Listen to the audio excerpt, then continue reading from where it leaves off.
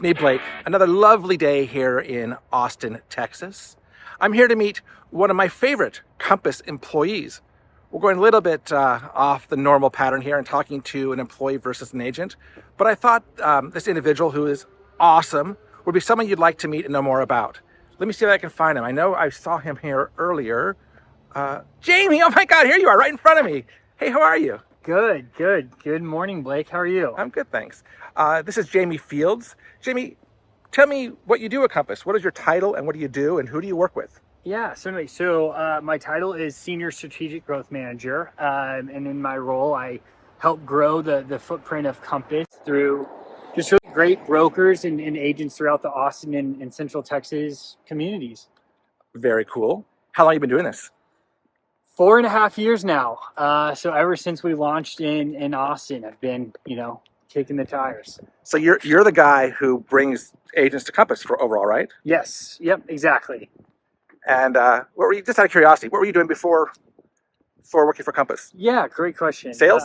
Sales, yep. I've always been in sales or advertising. So I've done consumer packaged goods before. I was with Coca-Cola and some leadership, and then did some advertising in Boston, and then ultimately got recruited myself to Compass from my previous gig. So Okay. I've now been here since then.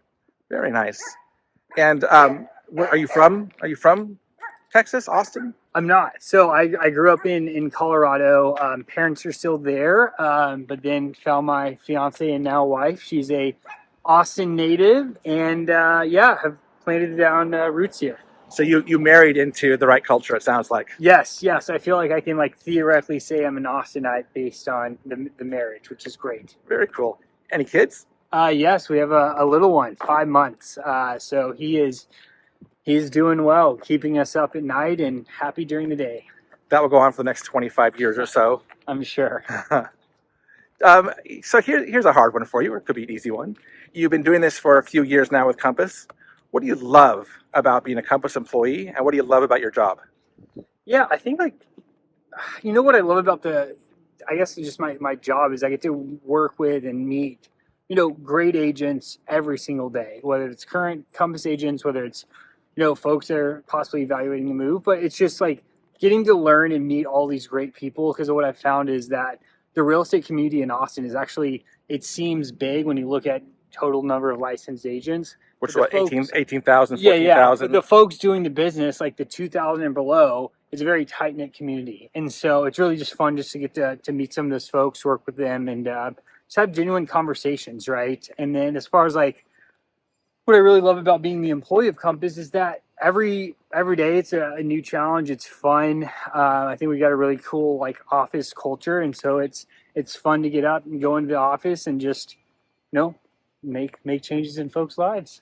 Are you able to share with me an instance where you met somebody and they really surprised you not to be the person you thought they'd be, in a good way? Someone who showed up and you thought they're just an agent, but you found out they were some kind of rock star? Oh, handful of times. There's been, I think, the backstories of seeing how folks are generally connected, right? We've talked to some former, athletes, professional, collegiate, so forth. Also just folks that have really cool connections, whether it's tailored to Austin or just nationally as well. And so that always it's just fun to play that, 6 degrees of separation game. Oh, absolutely. I mean, I know in our team in Austin, we have a few Hollywood actors. Yep. Who hide their acting career behind them while they're here in Austin. And then we have some athletes also that have shown up, and then some amazing real estate agents who are some of the biggest agents in Austin. Agreed. Yeah. It's definitely, again, I think real estate agents are the funnest people to be around because it's always something new every week, which is great. And that's why my job is so fun.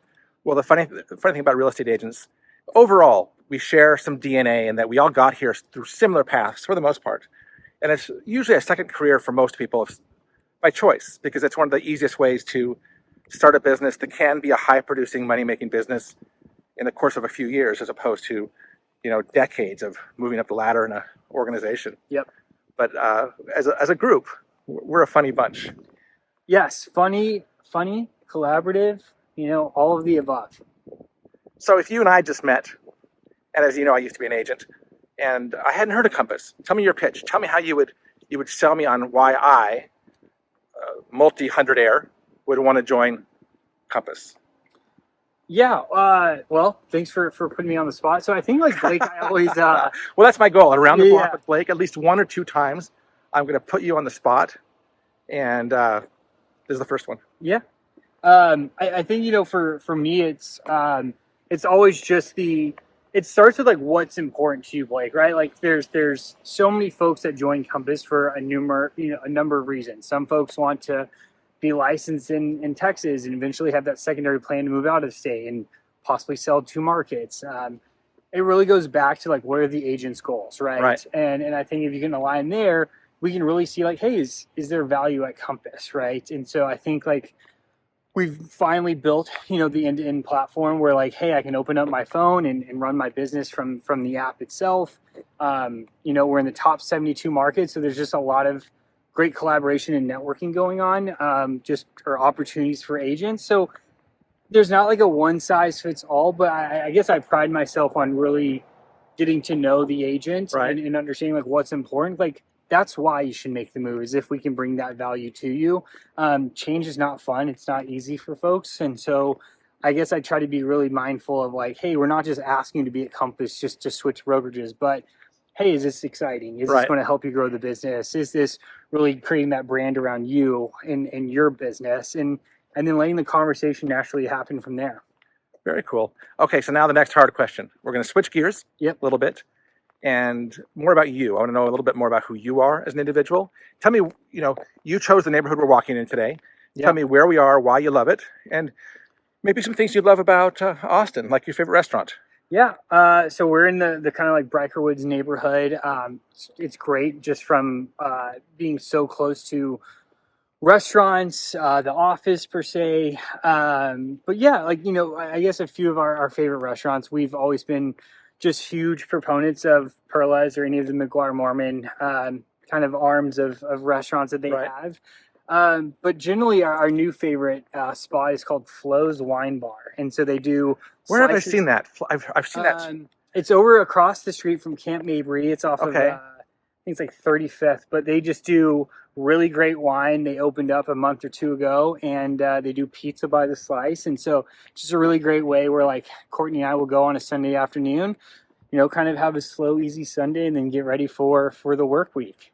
Okay, I love that. Now, some people know, and most don't, that you are actually a sommelier. Hopefully I've said it correctly. Yes. Tell me yes. about your journey to becoming a growth manager at Compass / world famous and recognized sommelier. Yeah.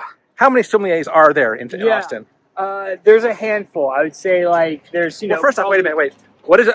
Maybe some people don't know. What is a sommelier? Yeah, so and there's different ways to pronounce it, right? I say sommelier, right? But it gets Sommelier, hard just when you okay. look at the French and then the Americans, pronunciation. of I'm a it. dumb American, so I pronounce things wrong usually. But yeah, I'm just like the first step of being a sommelier. There's obviously 4 levels. The masters being, there's only 232 in the entire world, right? So I always make a joke, it's easier to become like a professional athlete than it is a master somm. But for me, it's always around like telling a story, right? And so for the longest time, I think so many folks get into the camp of like, I'm only a cab or a Chardonnay person or a Pinot Noir. And for me, it's just the ability of telling the story of like, where these wines come Right. from. And so anyways, during COVID, we all picked up hobbies. I was obviously a big kind of like wino and wine guy. And so studied for it, passed the first level. We'll start to study for, the certified somm exam later on this year. And so it's just, been fun to pair passion and work together. I love that. So I know at Compass, we lean into you actually quite a bit to help with some of our events as the wine guy. Yep. And you do pairings and tastings. What's your favorite wine right now? Great year, question. what wine? So And I I'm know going to say, as we get into spring and summer, some Chablis. So some French Chardonnay chilled is always really great. I've been on a big Chablis kick the last few weeks, and it's just been a nice way to, with the rising temperature and weather, it's like, hey, let's have some chilled white wine. And so that's been what's in the cellar for me these days. Awesome. So here's another weird question for you. I always get one really weird one. If Compass were a bottle of wine, what wine would it be? what varietal, and why? All right, that's a Bizarro, great right? question. Bizarro. Yeah, I like it. I like Dating it. game 101. Yeah.